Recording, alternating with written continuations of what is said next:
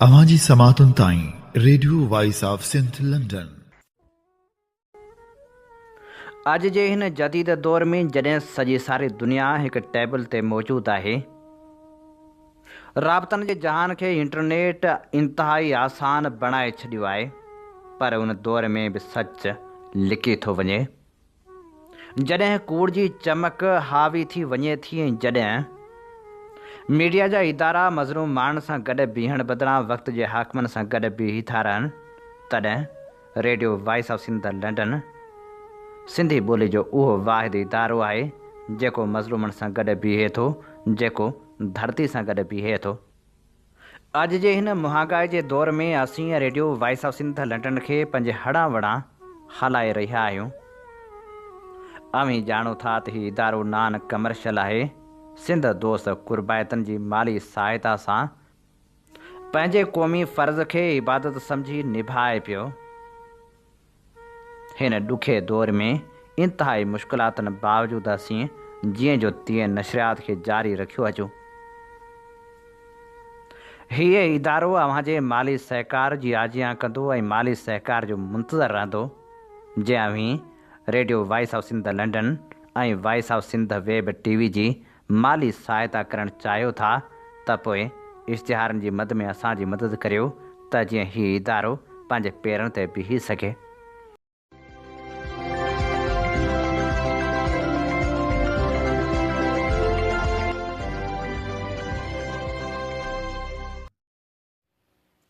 सोरहं फरवरी 2026 सूमर जे ॾींहुं प्रोग्राम ख़बरुनि जी दुनिया साण करे आऊं अव्हांजी ख़िदमत में हाज़ुर अव्हांजो पंहिंजो मेज़बान हबीब लगारी।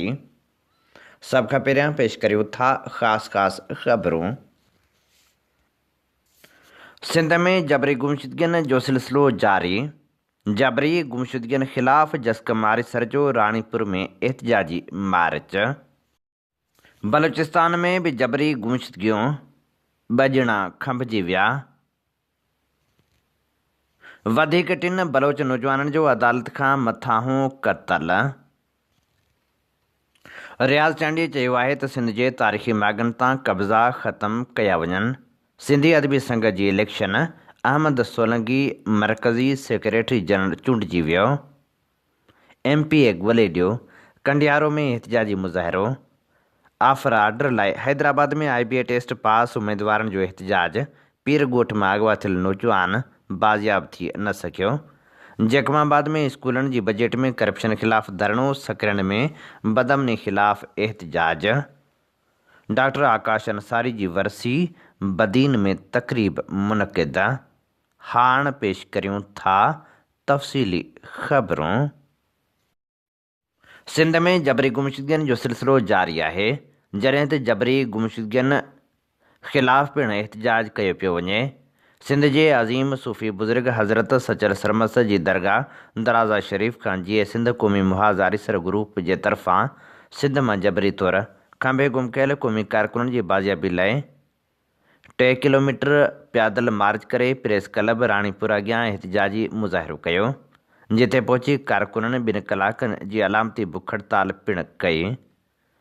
जस्कम आरिसर जे मरकज़ी चेयरमैन असलम ख़ैरपुरी, जनरल सेक्रेटरी फ़ताह चना, अशरफ बैलेम, डॉक्टर नज़ीर खोखर, इम्तियाज़ माछी ऐं साजिद मंगरियो ऐं ॿियनि सहाफ़ियुनि सां ॻाल्हाईंदे चयो त सिंध मां जबरी तौर ते केतिराई क़ौमी कारकुन गुम थियल आहिनि, जिन में अयूब कांदड़ो, रज़ा भट्टी ऐं मोहसिन मगसी पिणु शामिल आहिनि। हुननि वधीक चयो त सिंध जे हक़नि जी हासिलात लाइ जदोजहद जो मरहलेवार सिलसिलो जारी आहे। असां बि हाणे मरहलेवार तहरीक हलाईंदासीं, जंहिं दौरान डिविज़नल हेडक्वार्टरनि में एहतजाज पिणु रिकॉर्ड कराया वेंदा। सिंध में हालतूं हथ सां ख़राब कयूं वियूं आहिनि। पुलिस हुक्मरान जे चवण ते कमु करे रही आहे, जॾहिं त हितां जा रहवासी बुख ऐं बदहाली जो शिकार आहिनि। असां वटि सिहत, तालीम ऐं रोज़गार जो के बि सहूलियतूं मुयसरु न आहिनि। मौजूदा हुकूमती सेटअप मां उमेदु रखणु अजाई आहे। हुननि सिंध ऐं बलूचिस्तान जूं हालतूं हिकु जहिड़ियूं करे छॾियूं आहिनि। असां साईं GM सेज पोइ लॻायूं ऐं अदम तशदुद जा हामी आहियूं। अॻवाननि वधीक चयो त असांजी मुनज़म जदोजहद जो मक़सदु सिंध में धारी आबादकारी ख़तमु कराइणु आहे। क़ौमी कारकुननि मोहसिन मंगसी, अयूब कांदड़ो, पठान खान ज़ुहरानी समेत गुम थियल ऐं जबरी तौरु खंभे गुम कयल क़ौमी कारकुननि खे फ़ौरी तौरु आज़ादु कयो वञे। हुननि मुतालबो कयो त कूड़नि केसनि में गिरफ़्तार जस्कम जे अॻूणे वक़्ती चेयरमैन अरबाब भील खे जल्द आज़ादु कयो वञे। सिंध में वधंदड़ इंतिहा पसंदी, सिंधु दरिया ते कैनाल ठाहिण वारे फ़ैसिले समेत समूरनि सिंध दुश्मन फ़ैसिलनि खे वापसि वरितो वञे। सिंध जूं ज़मीनूं फ़ौज हवाले करण वारो सिलसिलो बि हाणे बंदि कयो वञे। हुननि मुतालबो कयो त फ़ौरी तौर ते सिंध जे जेलनि में क़ैद क़ौमी कारकुननि खे आज़ादु करायो वञे। बलूचिस्तान में पिणु जबरी गुमशुदगियुनि जो सिलसिलो जारी आहे, जॾहिं ते एहतिजाजी तहरीक पिणु हली रही आहे। बलूचिस्तान जे नौशकी वारे इलाइक़े मां 2 पिरसन माण्हुनि खे जबरी तौरु खंभे गुम कयो वियो आहे। फोर्सिस कार्रवाई दौरान हाफ़िज़ अब्दुल सत्तार मेगल खे खंभे गुम करे छॾियो, जॾहिं त अब्दुर्रज़ाक बादीनी खे पिणु खंभे गुम कयो वियो आहे। यादि रहे त अब्दुर्रज़ाक बादीनी खे अक्टूबर 2022 दौरान पिणु खंभे गुम कयो वियो हो।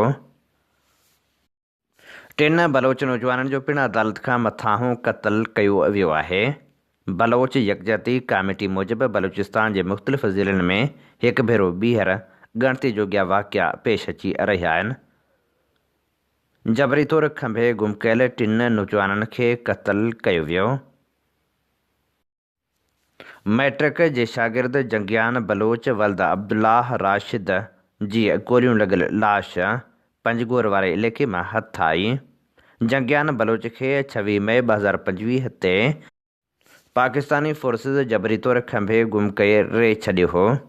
संदसि तशदुद थियल लाश हथु आई, जॾहिं त मिनास बलोच वल्द मास्टर ज़फ़र जो पिणु केच वारे इलाइक़े मां गोलियूं लॻल लाश मिलियो, जॾहिं त मिन्हास बलोच 17 सालनि जो शागिर्द आहे। पंजगोर वारे इलाइक़े मां जबरी तौरु खंभे गुम कयल शागिर्द नवाब अब्दुल्लाह जो लाश पिणु हथु कयो वियो। नवाब अब्दुल्लाह खे 29 मई 2025 ते घर मां अमड़ ऐं भेनरनि जे साम्हूं खंभे गुम कयो वियो हो। बलोच यकजहती कमेटी चयो आहे त इहे समूरा वाक़िआ बलूचिस्तान में जबरी गुमशुदगियुनि ऐं अदालतनि खां मथां क़त्ल वारा वाक़िआ इंसानी हक़नि जी लताड़ आहिनि। असां आलमी इंसानी हक़नि जे तनज़ीमनि Amnesty International, Human Rights Watch ऐं गॾियल क़ौमुनि जी इंसानी हक़नि वारी काउंसिल खां अपील करियूं था त बलूचिस्तान जी सूरतहाल जो फ़ौरी तौरु नोटिस वरितो वञे। बलूचिस्तान में बलोच अॻवाननि जी आज़ादी लाइ एहतिजाज जो सिलसिलो पिणु जारी आहे। कोयटा में voice for Baloch missing persons पारां एहतिजाज जो सिलसिलो जारी रखियो वियो। काल्ह बि एहतिजाजी कैंप जारी रही। उन मौक़े ते अॻवाननि चयो त फ़ौरी तौर ते जबरी तौरु लापता कयल माण्हुनि खे आज़ादु कयो वञे। हुननि मुतालबो कयो त अदालत खां मथां क़त्ल बि बंदि कया वञनि। दुबई में अमारती सिंधीज़ सोशल फोरम पारां सिंधी अबाणी ॿोली कॉन्फ्रेंस मुनक़िद कई वई। क़ौमी अवामी तहरीक जे सरबराह अयाज़ लतीफ़ पलीजे महिमान ख़ासि तौरु शिरकत कई। उन मौक़े ते अयाज़ लतीफ़ पलीजे ख़िताब कंदे चयो त दरिया, ज़मीनूं ऐं वसीला सिंध जे हज़ारें सालनि जी तहज़ीब ऐं जियापे जो ज़रियो आहिनि। पंहिंजी धरती ऐं वसीलनि खे लुटिजण न ॾींदासीं। हुकुमरान सिंध दुश्मन पॉलिसियूं बंदि कनि। इक़्तिदार जी ताक़त जे नशे में सिंध खे तबाह ऐं बर्बाद न कयो वञे। अयाज़ लतीफ़ पलीजे वधीक चयो त पाण सिंधियुनि खे जग जहान सां जोड़णु चाहियूं था। सॼे सिंध जा माण्हू दुनिया में जिते बि हुजनि उहे हिकिड़ो क़ाफ़िलो आहिनि, हिकिड़ो ख़ानदान आहिनि, हिकिड़ी टीम ऐं हिकिड़ी क़ौम आहिनि ऐं हिकिड़ी हज़ारें सालनि जी पुराणी तहज़ीब रखंदड़ वतन जा वारिस आहिनि। तंहिंजे करे सॼी दुनिया में रहंदड़ सिंधियुनि खे हिक ॿिए सां इतिहाद, मोहबत ऐं डिघी नज़र वारी जदोजहद जे साथी जी हैसियत सां गॾिजी कमु करणो आहे। अयाज़ लतीफ़ पलीजे चयो त सिंध सॼी दुनिया जी तहज़ीब जी माउ आहे। इंडस सिविलाइज़ेशन सॼी दुनिया खे सभ खां पहिरीं मुनज़म तहज़ीब ऐं समाज ॾिनो, शहर ॾिनो, घर ॾिना, तौरु तरीक़ो रहण जो ॾिनो। उन अज़ीम तहज़ीब जा माण्हू अॼु करप्शन, वसीलनि जी लुटमार, ख़राब हुक्मरानी तालीमी सिहत जी तबाही जे करे दुनिया जे पुठिते पियल क़ौमुनि में ज़ोरी शामिल कया विया आहिनि। अयाज़ लतीफ़ पलिजे चयो त Dubai, London, America, Japan, Europe हुजे ऐं जिते वेंदो आहियां उते मुंहिंजो सिंध जे नौजवाननि खे, आम माण्हुनि खे, ॿाहिरि रहंदड़ माण्हुनि खे हिकिड़ो ई मैसेज हूंदो आहे, महिनत सां, मेरिट ते, बिना सिफ़ारिश ते ऐं बिना पैसनि ते जेको तरक़ी जो सफ़रु आहे उहो जट्टादार आहे। सिंधी माण्हू शॉर्टकट खे छॾे पंहिंजी महिनत जी जदोजहद सां ऐं मेरिट ते अॻिते निकिरंदा त कुझु वक़्त खां पोइ सॼी दुनिया में छांइजी वेंदा। परॾेह में रहंदड़ सिंधियुनि जो बुनियादी फ़र्ज़ु आहे वतन लाइ, पंहिंजी क़ौम लाइ, पंहिंजे वसीलनि लाइ, पंहिंजे किरोड़े हम वतन भाइरनि ऐं भेनरनि लाइ पंहिंजो सियासी, समाजी ऐं तइलीमी तरक़ियाती किरदारु अदा कनि। ख़िताब कंदे अयाज़ लतीफ़ पलिजे वधीक चयो त सिंध जे नौजवाननि खे मायूस कयो वियो आहे। सिंध जे शागिर्दनि लाइ रस्ता बंदि कया विया आहिनि। उन्हनि लाइ पंहिंजे वतन में रोज़गार लाइ दरवाज़ा बंदि आहिनि, मेरिट जा दरवाज़ा बंदि आहिनि, नौकरियूं विकामियो वञनि। तंहिंजे करे उन्हनि खे उमेदु ॾियारण लाइ परॾेह में रहंदड़ सिंधी उन्हनि खे उत्साहिनि, उन्हनि लाइ नवां रस्ता ॻोल्हनि, उन्हनि जी रहनुमाई कनि। सिंध जे कंहिं बि ज़िले में का बि वॾी यूनिवर्सिटी कान्हे, आलमी मयार जो को बि टेक्निकल इंस्टीट्यूट कोन्हे, को बि स्किल डेवलपमेंट जो इदारो कोन्हे, का वॾी अस्पताल नाहे, को इलाज जो मर्कज़ नाहे। कोई ईअं न चवे मरीज़ खे कराची खणाए वञो। सिंध जे माण्हुनि खे 18-19 सदी में रहण ते मजबूर कयो पियो वञे। अव्हां जेके ॿाहिरि वेठा आहियो रुॻो पंहिंजी तरक़ी ऐं रोज़गार लाइ सोचींदो त पोइ उहा ख़ुदि ग़र्ज़ी हूंदी।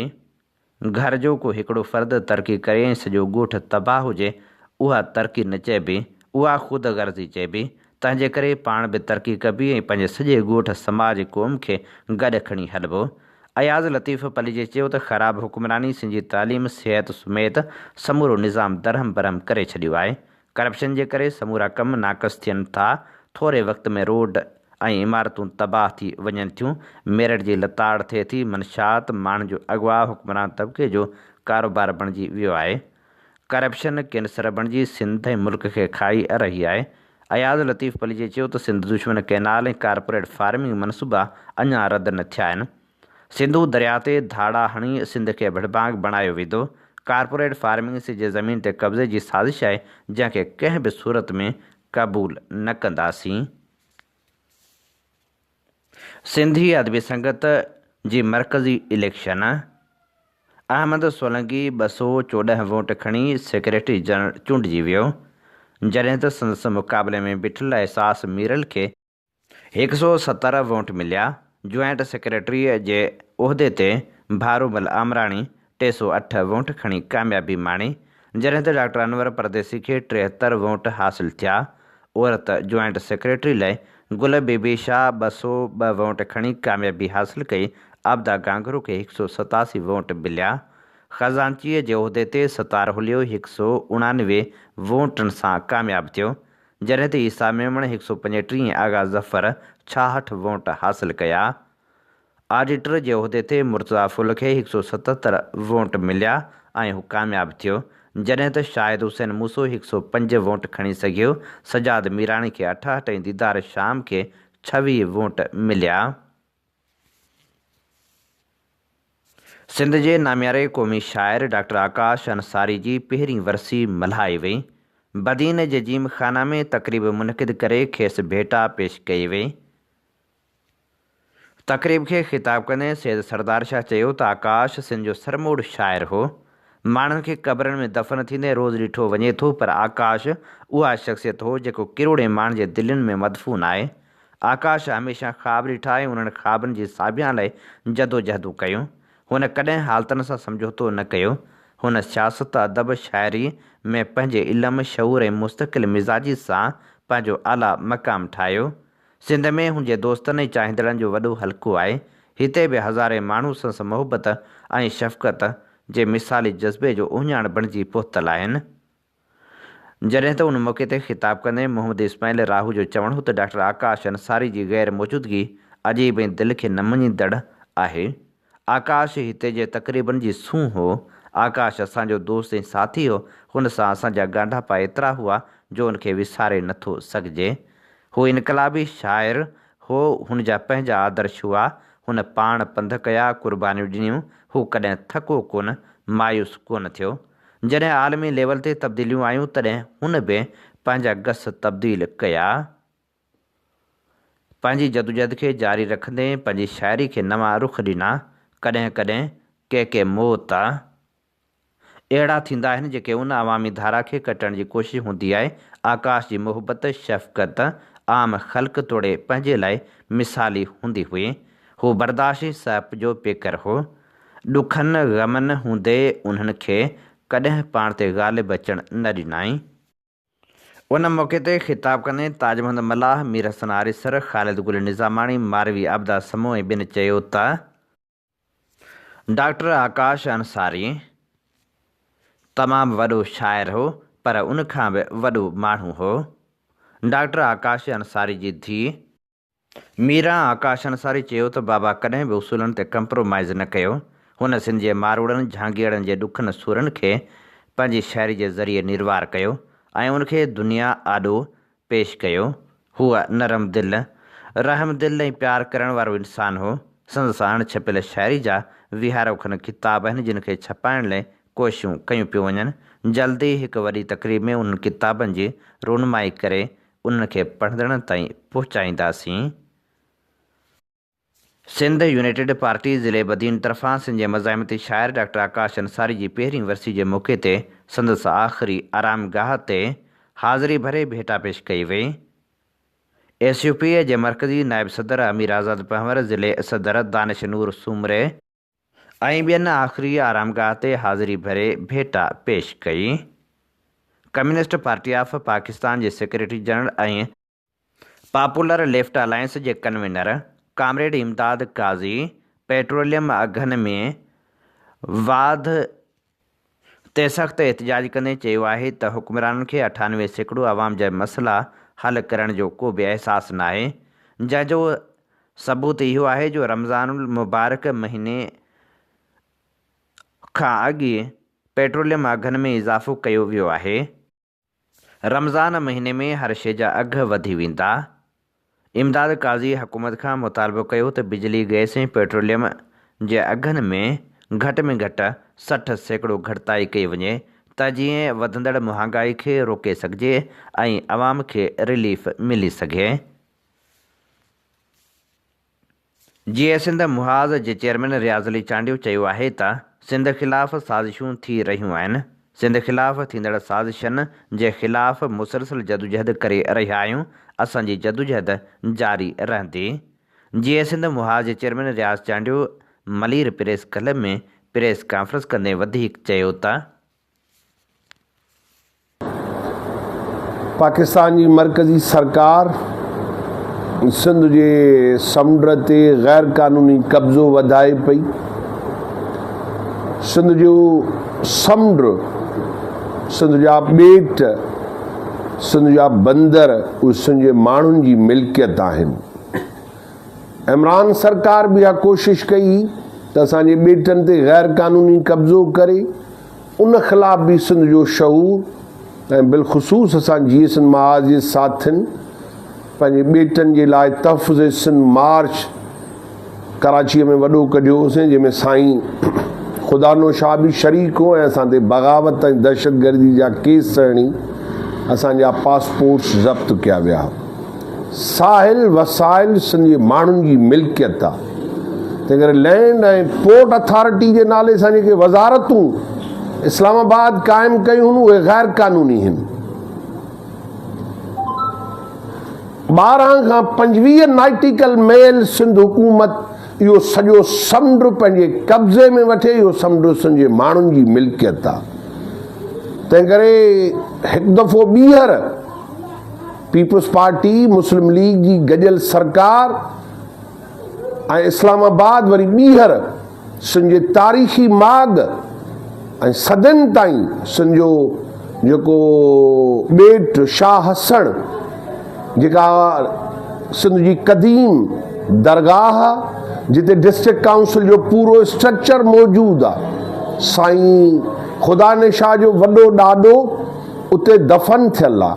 सिंध जे माण्हुनि जूं उते क़बरूं आहिनि ऐं उते म्युनिसिपल इदारनि जो पूरो स्ट्रक्चर मौजूदु आहे। जॾहिं उहा मिल्कियत सिंध जे माण्हुनि जी आहे, उहो माॻ असांजो आहे, पोइ उन माॻ ते वफ़ाक़ी सरकार या पोर्ट कासिम अथॉरिटी खे कंहिं इख़्तियार ॾिनो आहे त असांजे पोर्ट ते, ॿेट ते, असांजे जज़ीरनि ते कब्ज़ो कनि। तंहिंजे करे हीउ कब्ज़ो, हीउ फ़ैसिलो त उन ते कब्ज़ो थी करे पोर्ट कासिम अथॉरिटी ऐं लैंड ऐं पोर्ट अथॉरिटी, उहो गैर क़ानूनी आहे। मां सिंध हुकूमत खे ख़बरदार कयां थो त सिंध जे माण्हुनि डिघी जदोजहद कई हुई ऐं पोइ इस्लामाबाद में इमरान सरकार पोइते हटी। सिंध हुकूमत जेका NOC ॾिनी उहा वापसि वरिती वई। सिंध असेंबली उन्हनि ॿेटनि जे तहफ़ुज़ लाइ करारदाद आंदी त पोइ सिंध असेंबली पंहिंजो उन आंदल करारदाद ऐं जंहिंमें उन्हनि ऐलान कयो सिंध जे माण्हुनि सां त असां कानून साज़ी कंदासीं त ॿेट या इहे दरगाहूं या इहे साहिती जेके मर्कज़ आहिनि उहे सिंध जे माण्हुनि जी मिल्कियत आहिनि, उहे सिंध हुकूमत जी मिल्कियत आहिनि, उहे मक़ामी माण्हुनि जूं मिल्कियत आहिनि, या उते असांजे मुहाणनि जो गुज़र सफ़र आहे, या उते चौपायो माल बीठो आहे, या उते कराची जे माहौलियात खे बहितर करण लाइ जेको तिमिर जो हेॾो वॾो ॿेलो ऐं झंग बीठो आहे, जेको कराचीअ जे माहौलियात जो तहफ़ुज़ आहे, उहो तव्हां कटे उते विला रखंदव, तव्हांखे विलार करणु न ॾींदासीं। अॼु हिन सिलसिले में GSN महाज़ जी सॼी असांजी क़यादत हिते साईं ख़ुदा निशाह सां मीटिंग कई आहे। असां साईं ऐं असां गॾियल नमूने सां तय कयो आहे त कराची जे अंदरि इन ते एहतिजाजी जदोजहद, कराची जे अंदरि इन ते आल पार्टीज़ कॉन्फ्रेंस, कराची जे अंदरि इन ते सियासी सरगर्मियूं करणु, इन जी वारसी, इन जे तहफ़ुज़ जे लाइ असां गॾियल जदोजहद कंदासीं। कंहिं बि सूरत में इस्लामाबाद खे इहो धाड़ो हणणु न ॾींदासीं त उहा धाड़ो हणे पोर्ट कासिम अथॉरिटी या पोर्ट कासिम ऐं कराची पोर्ट सिंध हुकूमत पंहिंजे तहवील में वठे। जॾहिं चवनि था त 18 तरमीमुनि खां पोइ इहो सभु कुझु सिंध जे माण्हुनि खे इख़्तियार आहे, त पोइ तव्हां कहिड़ो इख़्तियार इस्तेमालु कंदव जो अञा ताईं पंहिंजे ॿेट ऐं पंहिंजे जज़ीरनि ऐं पंहिंजे समुंड जो तहफ़ुज़ नथा कयो। तंहिं करे पोर्ट ॿई सिंध हुकूमत पंहिंजे तहवील में वठे ऐं हिते जेके वफ़ाक़ी सरकार ऐं मिनिस्ट्री जेका पोर्ट ऐं लैंड मिनिस्ट्री जेको कब्ज़ो करे पई समुंड ते, उहो कब्ज़ो पंहिंजो वापसि वरितो वञे। शाह हसण सिंध जो तारीख़ी माॻ आहे, उन जा वारिस, उन दरगाह जा वारिस ज़िंदा मौजूदु आहिनि। त असांजे दरगाहुनि ते, क़ब्रिस्ताननि ते, असांजे माॻनि ते जेको फ़ातिहाना अंदाज़ में गैर क़ानूनी विलार आहे, इहा सिंध जे माण्हुनि खे क़बूल कोन्हे। असां इन जो तहफ़ुज़ कंदासीं ऐं गॾियल जदोजहद कंदासीं। हैदराबाद में प्रोग्रेसिव स्टूडेंट्स फेडरेशन सिंध पारां तालीम बचायो सिंध बचायो जे सिरे हेठि शागिर्द यूनियन तां पाबंदीअ जे ख़ात्मे लाइ एहतिजाजी मार्च कयो वियो। मार्च सिटी गेट खां शुरू कयो वियो, जेको तिलक चाढ़ी ऐं हैदर चौक खां थींदो हैदराबाद प्रेस क्लब पहुतो। मार्च में मुख़्तलिफ़ शागिर्द तनज़ीमनि जे शागिर्द अॻुवाणनि ऐं शागिर्दियाणनि वॾे अंग में शिरकत कई। उन मौक़े ते प्रोग्रेसिव स्टूडेंट्स फेडरेशन सिंध जे सदर ज़ुबैर आज़ाद चयो त अॼु जो तालीम बचायो सिंध बचायो मार्च इहा घुर करे थो त शागिर्द यूनियन तां पाबंदी ख़तमु कई वञे। हुननि चयो त शागिर्द यूनियन न सिर्फ़ु शागिर्दनि जो जमहूरी हक़ आहे, शागिर्दनि खे लिखण ॻाल्हाइण जी आज़ादी हुजणु घुरिजे। अॻूणे आमिर ज़ियाउल हक़ जे दौर में शागिर्द यूनियन ते पाबंदी मढ़ी वई। 42 साल गुज़री चुका आहिनि पर शागिर्दनि जी यूनियन बहाल नाहे थी सघी। हुन चयो त हुक्मरान शागिर्दनि जे इज्तिमाही सियासी क़ुवत खां ॾिनल आहे, पर हाणे शागिर्दनि खे ही काग़ज़ी शींहं वधीक अरिसो पंहिंजे बुनियादी हक़नि खां महरूम नथा रखी सघनि। हुन चयो त सिंध जा शागिर्द हिकु थी पंहिंजी तालीम खे बि बचाईंदा त सिंध खे बि बचाईंदा। सिंध जा तक़रीबन 64 लख ॿार तालीमी इदारनि खां ॿाहिरि आहिनि ऐं 17 लख ॿारड़ा पोरियो करण ते मजबूर आहिनि। जसाफ़ आरिसर जे अॻुवाण अली रज़ा बिरोही चयो त पाण खे जमहूरियत जे चैंपियन सॾाईंदड़ पीपल्स पार्टी हमेशह शागिर्दनि ख़िलाफ़ फ़ैसिला कया आहिनि। यूनिवर्सिटियुनि मां शागिर्दनि खे बुनियादी सहूलियतुनि जे एहतिजाज करण जे ॾोह में जबरी तौरु खंभे गुम कयो वञे थो। शागिर्द ख़ामोश न वेंदा, पुरमन जदोजहद जारी रहंदी। उन मौक़े ते ख़िताब कंदे आज़ादी चना चयो त सिंध जे शागिर्दनि हमेशह तारीख़ी जदोजहद कई आहे, उहो वन यूनिट हुजे, MRD जी तहरीक या सिंध जे वसीलनि ते कब्ज़ो। सिंध जे शागिर्दनि हमेशह तारीख़ी जदोजहद कई आहे, जॾहिं त आवेश सोलंगी, कामरान चांडियो, संझा चन्ना, दुरेशावार लगारी ऐं ॿियनि पिणु ख़िताब कयो। हैदराबाद में 2021 में GST ऐं PST जी टेस्ट पास कंदड़ उमेदवारनि नौकरियुनि जा ऑफर आर्डर न मिलण ख़िलाफ़ एहतिजाजी मुज़ाहिरो कयो। प्रेस क्लब अॻियां सादिया साइमा ऐं मुस्तनसर शाह जी अॻुवाणी में एहतिजाजी मुज़ाहिरो कयो वियो। उन मौक़े ते हुननि चयो त साल 2021 में PST ऐं GST जी IBA ज़रिए टेस्ट पास कई। मुक़ररी जो अरसो गुज़रण बावजूदि नौकरियुनि जा आर्डर जारी न कया विया आहिनि। हुन चयो त वक़्त ते नौकरियुनि जा आर्डर जारी न थियण सबबि नौकरी वारी उमिरि बि निकिरी रही आहे। असीं ओवर एज थी रहिया आहियूं। हुननि चयो त सिंध जे ख़ैरपुर, घोटकी ऐं ॿिनि ज़िलनि में तालीम खाते पारां DRCs अपडेट वेटिंग लिस्ट में शामिल मास्तरी जे उमेदवारनि खे नौकरियूं ॾियण लाइ कमु हली रहियो आहे, जॾहिं त हैदराबाद जे उमेदवारनि सां माटेली माउ वारो सलूक कयो पियो वञे। काज़ी अहमद भरिसां चोटी हज़ार मोरी लॻ गवर्नमेंट बॉयज़ प्राइमरी स्कूल हाजी अलहजनो बुघियो बुनियादी सहूलतुनि खां महरूम आहे। तालके काज़ी अहमद जी देह सावड़ी में 1984 खां मंज़ूर थियल 40 सालनि खां हलंदड़ बॉयज़ प्राइमरी स्कूल शफ़ी जमादार आराई ॻोठ हाजी अलहजनो बुघियो में 50 खां वधीक ॿारड़ा दाख़िल आहिनि, पर हिन स्कूल खे इमारत न मिली सघी आहे। फर्नीचर जी खोट सबबि भॻल टूटल बेंचनि ते वेही सर्दी तोड़े गर्मी में मासूम ॿारड़ा तालीम पिराए रहिया आहिनि। ॿारनि जे वालदेन बशीर अहमद बुघियो, हाजन बुघियो ऐं ॿियनि चयो त स्कूल जी इमारत तामीर कराए ॾिनी वञे ऐं बुनियादी सहूलतूं ॾिनियूं वञनि। MNA ऐं MPA ॻोल्हे ॾियो। कंडियारो में सवेमान जो मार्च एहतिजाजी धरणो। यूसी ग़ुलाम शाह जे सावल मंगरियो, राज मोहम्मद मंगरियो, शेर ख़ान खोसो, ख़ुदाबश खोसो ऐं ॿियनि ॻोठनि जे रहवासियुनि एहतिजाजी मुज़ाहिरो कयो। 4 किलोमीटर पैदल मार्च करे कंडियारो शहर जे स्टार चौक ते धरणो हंयो वियो। ॻोठाणनि चयो त MNA इबरार अली शाह, MPA सरफराज़ हुसैन शाह ऐं UC chairman Tariq Mangrio vote वठण बाद वरी ॻोठनि में वापसि न आया आहिनि। हुननि चयो त इबरार शाह ऐं सरफराज़ शाह इलेक्शन वक़्तु कयल वाइदा वफ़ा नाहिनि कया, के बि तरक़ियाती कम नाहिनि कराया विया, रोड नाहिनि ठहिया, ड्रेनेज सिस्टम नाकारा बणियल आहे, तरक़ियाती कम बि नाहिनि थिया। हुननि चयो त तरक़ियाती कम कराए ॾिना वञनि ऐं असांखे MPAs ऐं MNAs बि ॻोल्हे ॾिना वञनि। मीरपुर ख़ासि जे महमूद टाउन जी रहवासण कपिड़ो विकिरो कंदड़ बेवह रज़िया 14 वरनि जी मुस्कान जी बाज़ियाबी लाइ एहतिजाजी मुज़ाहिरो कयो। हुन इल्ज़ाम हणंदे चयो त 20 डिसंबर 2025 ते संस गैर मौजूदगी में रजब शेख ऐं शाहिद शेख मुंहिंजी 14 वरनि जी मासूम धीउ मुस्कान खे हथियारनि जे ज़ोर ते अगवा करे विया आहिनि। हुन मुतालबो कयो त जवाबदारनि खे गिरफ़्तार करे मुस्कान खे बाज़ियाब करायो वञे। पीर ॻोठ जे भरिसां ॻोठ गुघे मंगणे जो रहवासी नौजवान ग़ुलाम हैदर मंगणे जो 6 ॾींहं अॻु पुरस्रार नमूने गुम थी वियो हो, जेको अञा ताईं बाज़ियाब थी नाहे सघियो। संदसि बाज़ियाबी लाइ नौजवान जे वालिद शहज़ाद मंगणे जो, अब्दुल्ला मंगणे जो, अज़ीज़ मंगणे जो ऐं ॿियनि एहतिजाज कंदे चयो त असांजो नौजवान गुम थी वियो आहे। खेसि संदसि दोस्त अली मुराद नारे जो कुकड़ वठी ॾियण बहाने घुरायो हो, जंहिं गुम करे छॾियो आहे। पुलिस खे इतला ॾिनो आहे, पर पुलिस अञा ताईं का बि कार्रवाई करण लाइ तयारु नाहे। हुन चयो त असांजे नौजवान जी बाज़ियाबी लाइ मदद कई वञे। जैकमाबाद जे स्कूलनि जी बजट में करप्शन ख़िलाफ़ शागिर्दनि हाफ़िज़ जतोई जी अॻुवाणी में एहतिजाजी रैली कढी प्रेस क्लब अॻियां धरणो हंयो। मुज़ाहिरनि चयो त स्कूलनि जे लाइ आयल मख़सूस बजट में 1 करोड़ 29 लख रुपयनि जी करप्शन कई वई, जॾहिं त बजट में करप्शन कंदड़नि ख़िलाफ़ अञा ताईं का बि कार्रवाई नाहे थी। मुज़ाहिरीन मुतालबो कयो त मामले जी जांच कराए स्कूलनि जी मख़सूस बजट जा पैसा वापसि कराया वञनि।